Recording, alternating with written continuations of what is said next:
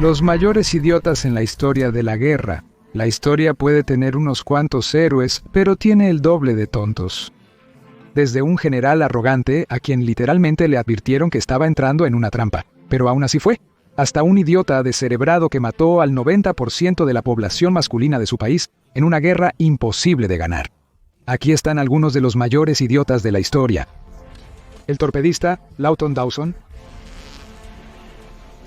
Para nuestro primer descerebrado, un soldado, viajemos a la época de la Segunda Guerra Mundial.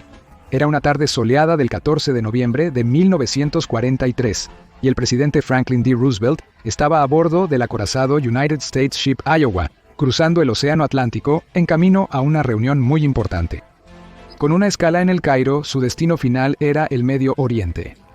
Una vez en Teherán, Irán iba a coordinar la estrategia militar contra la Alemania nazi con el primer ministro soviético, Joseph Stalin, y el primer ministro británico, Winston Churchill. Como presidente, contaba con una imponente escolta. Protegiendo al United States Ship Iowa de posibles amenazas, estaba el United States Ship Cogswell, el United States Ship Young y el destructor William D. Porter. Debido a la presencia de submarinos alemanes en los mares, el convoy debía mantener un estricto silencio de radio durante todo el trayecto. En ruta, Roosevelt, quien en realidad estaba paralizado de la cintura para abajo y en silla de ruedas en privado, solicitó observar un simulacro de defensa aérea. Se lanzaron globos objetivo y luego fueron derribados expertamente por los artilleros del Iowa y del Porter. De hecho, fue también que el teniente comandante Wilfred A. Walter ordenó un simulacro de seguimiento. Esto implicaría un ataque simulado de torpedos al barco del presidente. La palabra clave es simulado. Para este tipo de ejercicio, se supone que se debe quitar la espoleta del torpedo para que no se dispare del tubo ni se active. Apuntando directamente al United States Ship Iowa, los primeros 2 torpedos permanecieron en su lugar como estaba planeado. Todo parecía transcurrir sin problemas y luego el torpedista Lawton Dawson entró en escena. Se le había confiado la carga del tercer y último torpedo. Así que puedes imaginar el horror en su rostro cuando salió disparado de la cámara de carga directamente hacia el barco que transportaba al líder del mundo libre. Se había olvidado de quitar el maldito detonador. El pánico invadió la cubierta. Tenían solo minutos para alertar al Iowa de su desgracia inminente, pero no podían romper el silencio radial. Al principio, el comandante Walter usó una lámpara de señales para transmitir el mensaje, pero erróneamente comunicó que el torpedo venía del lado incorrecto. Luego lo siguió con otro mensaje incorrecto que le decía al Iowa que el torpedero estaba retrocediendo. A estas alturas, se habían desperdiciado suficientes segundos valiosos, por lo que el capitán agarró una radio y gritó: «¡Vengan a la derecha! ¡Vengan fuerte a la derecha!». Mientras las bombas se acercaban, el presidente Roosevelt se mantuvo notablemente sereno. Al enterarse, ordenó a un agente del servicio secreto que lo llevara a la cubierta para tener una mejor vista. En contraste, se suponía que su séquito estaba mucho menos tranquilo. Temiendo un intento de asesinato, se rumoreaba que cada arma del Iowa apuntaba hacia el William Porter, aunque esto no puede confirmarse completamente. Mientras tanto, el agente del servicio secreto seguía inútilmente el torpedo con su arma, sin estar seguro de qué esperaba lograr allí. Cuando recibieron la transmisión de radio, ya era demasiado tarde para que el Iowa maniobrara. Pero afortunadamente, el torpedo se desvió y explotó a unas 3.000 yardas detrás del United States Ship Iowa. Luego del incidente, el torpedista Dawson fue arrestado y se convirtió en objeto de una investigación en Bermuda antes de ser transferido para enfrentar un consejo de guerra general. Fue sentenciado a 14 años de trabajos forzados. Pero como fue un accidente, el presidente Roosevelt intervino y el marinero torpe quedó libre. General Luigi Cardona. Todos los hemos visto y resentido. Desde el comienzo de los tiempos registrados, los hijos un poco mimados y poco brillantes de los ricos, famosos y exitosos han recibido trabajos en los que simplemente no son tan buenos. En terminología moderna, nos referimos a esta raza especial de esforzados como bebés nepo, lo que nos lleva al general Luigi Cardona. El padre de este infame comandante italiano de la Primera Guerra Mundial fue el célebre conde Raffaele Cardona. A mediados del siglo XIX, desempeñó un papel instrumental en la unificación de Italia tras su exitosa captura de Roma en 1870. Naturalmente, su hijo siguió sus pasos, pero había un solo problema. Luigi Cardona era un bufón sin talento. Utilizando sus conexiones políticas con el rey de Italia, Víctor Manuel III, fue nombrado jefe de personal del ejército italiano que luchaba en la Primera Guerra Mundial. Italia se unió al conflicto en 1915 con uno de los ejércitos principales más pequeños, con solo alrededor de 875.000 hombres y 180 piezas de artillería. Para poner eso en perspectiva, al inicio de la Primera Guerra Mundial, el ejército de Francia contaba con poco más de 2,5 millones. Entonces, ¿qué hizo Luigi Cardona con su débil fuerza? Persiguió el ritmo operativo más alto posible. Entre mayo de 1915 a octubre de 1917, los franceses lanzaron o apoyaron 5 operaciones militares importantes. En ese mismo periodo, los italianos llevaron a cabo un total de 11 operaciones importantes. Sí, escuchaste bien, 11. Y la mayoría fracasó rotundamente. Verás, la política de Cardona era estar siempre a la ofensiva, incluso si había muy pocas posibilidades de ganar. Tenía pocas posibilidades de ganar, ya que muchas de las batallas que dirigió tuvieron lugar en la cuenca del río Isonzo. Uno de los principales objetivos de guerra de Italia era capturar el estratégico puerto de Trieste, base de la Marina austrohúngara. Sin embargo, en su infinita sabiduría, este imbécil italiano eligió la peor ruta posible para llegar allí. La cuenca del río Isonzo no solo limita con los intransitables Alpes al este, sino que contiene un molesto río que interrumpe el campo de batalla. El terreno es muy rocoso, incrementando la letalidad de los ataques de artillería y armas de fragmentación. Es prácticamente imposible cavar una trinchera en la roca. Algunos afirman que la locura se define como repetir las mismas acciones esperando resultados distintos. Pero esto también podría aplicarse fácilmente a la estupidez. Atrapados por montañas que imposibilitaban escapar del campo de batalla. En esencia, Luigi Cardona lanzó la misma ofensiva desesperada 11 veces seguidas. Solo 2 veces logró tasas de bajas favorables, y cuando inevitablemente falló, este ignorante italiano culpó a sus propios hombres en lugar de a sus malas decisiones tácticas.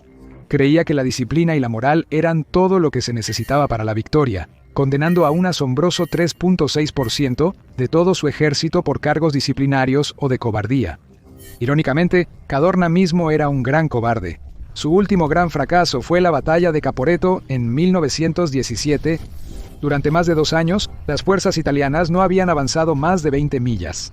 Luego, en solo 3 semanas, perdieron 100 millas de territorio como resultado de este ataque conjunto austrohúngaro y alemán. Mientras sus fuerzas perdían terreno, Cadorna huyó de regreso a Padua en Italia, al mismo tiempo que ordenaba que se disparara a los oficiales de las unidades en retirada. Su fracaso fue tan espectacular que los franceses se vieron obligados a enviar 6 divisiones para estabilizar el frente italiano que había gestionado tan mal. Finalmente, en noviembre de 1917, al arrogante, cruel e inepto Luigi Cadorna se le retiró el mando, para alivio de todos. Publio Quintilio Varo. Antes de que el desastre manchara su imagen para siempre, el general romano Publio Quintilio Varo había sido el favorito de su pariente de sangre, el emperador Augusto, quien personalmente lo instaló como gobernador de varias provincias importantes. Pero el arrogante e incompetente Varo, quien consideraba a cualquiera que no fuera ciudadano romano como un ser inferior, no era en absoluto adecuado para el puesto. Era, según un historiador romano, un hombre más acostumbrado al ocio del campamento que al servicio real en la guerra. En el año 9 después de Cristo, mientras era gobernador de Germania, Varo recibió informes de disturbios tribales que se extendían más allá de la frontera. En respuesta, el pomposo general se dirigió al noroeste de Alemania, convencido de que el levantamiento no era más que una pequeña perturbación que podría aplastar fácilmente. Creyendo que los participantes eran simplemente bárbaros inferiores, Varo no preparó a sus hombres para una batalla a gran escala, e incluso les permitió llevar a sus esposas e hijos con ellos en la asignación como si fuera unas vacaciones familiares. Lo que Varo no se dio cuenta fue que estaba caminando ingenuamente directamente hacia una trampa organizada por Arminio, un príncipe de los pueblos germánicos Charussi, quienes, al menos por ese momento, eran aliados de los romanos. Habiendo recibido una educación romana en su juventud como rehén, sabía que un tonto completamente seguro de sí mismo como Varo probablemente investigaría el incidente, que Arminio había diseñado sin las precauciones adecuadas. Pero entonces, un jefe rival proporcionó información que puso en peligro todo el plan. El suegro y enemigo de Arminio, Segestes, advirtió repetidamente a Varo que estaba en grave peligro, pero el arrogante romano simplemente lo descartó como una baja disputa familiar e ignoró sus advertencias. Varo, acompañado por Arminio y un grupo de guerreros germánicos, lideró las legiones 17ª, 18ª y 19ª, junto con seguidores del campamento, adentrándose en el bosque de Teutoburgo. De pronto, sus aliados germánicos desaparecieron por completo. Las columnas del frente de Varo cayeron en una emboscada. Al mismo tiempo, estalló una violenta tormenta, transformando todos los caminos disponibles en lodazales y arrancando ramas de los árboles circundantes.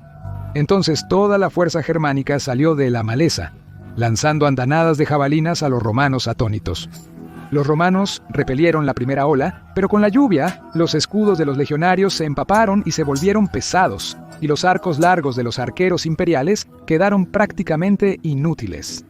Sabiendo que el juego había terminado, Varo y sus comandantes terminaron sus propias vidas, mientras los hombres, mujeres y niños del bando perdedor eran masacrados o tomados vivos para ser sacrificados a los dioses paganos.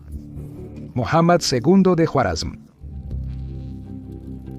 Genghis Khan. ¿Qué piensas cuando escuchas este nombre? Si esta expresión te hace imaginar ciudades arruinadas, humeantes y calles empapadas de sangre llenas de cadáveres, entonces estás bastante cerca de la verdad. En el transcurso de 2 décadas, el señor de la guerra mongol Genghis Khan talló un imperio que se extendía desde la costa del Pacífico de Corea hasta las costas del mar Caspio.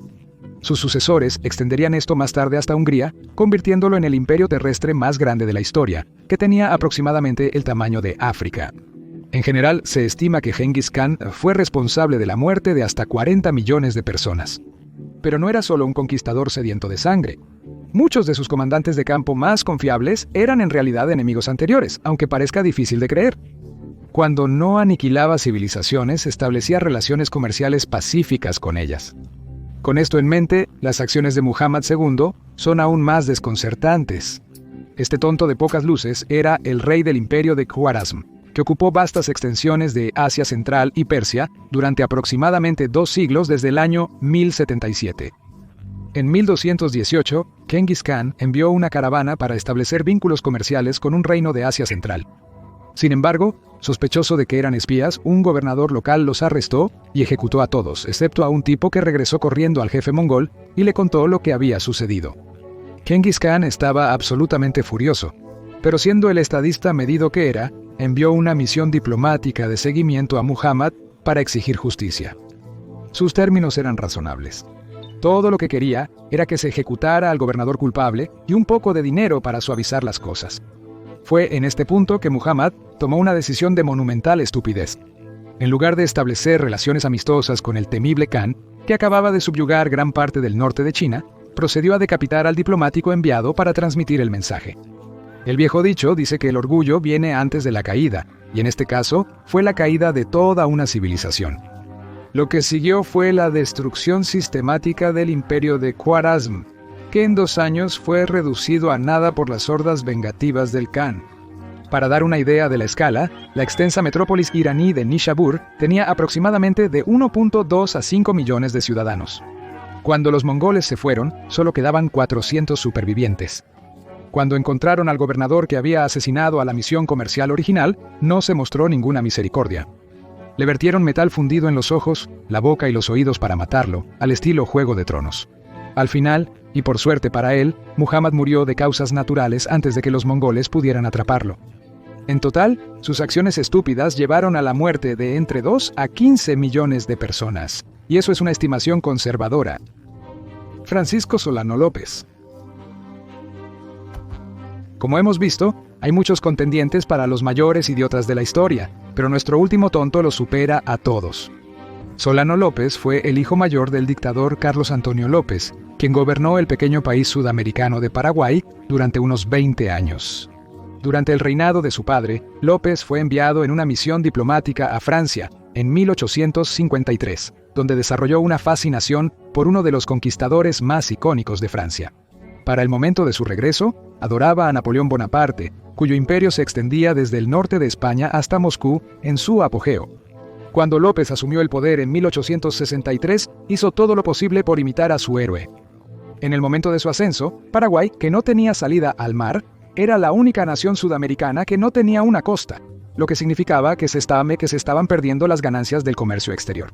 Además, era uno de los países más débiles de América. deseando abrir su país al comercio exterior y establecer a Paraguay como un importante actor en la región, formó una alianza con otro poder más pequeño, Uruguay. La idea era formar un tercer bloque regional que pudiera desafiar la dominación de Brasil y Argentina, mucho más grandes y poderosos. Obviamente, a Brasil no le gustó esto, así que invadieron Uruguay en 1864 para demostrarles cómo se sentían. En respuesta, López declaró la guerra a Brasil, saqueando la provincia brasileña de Mato Grosso, pero también tuvo que enviar refuerzos a Uruguay para ayudarles.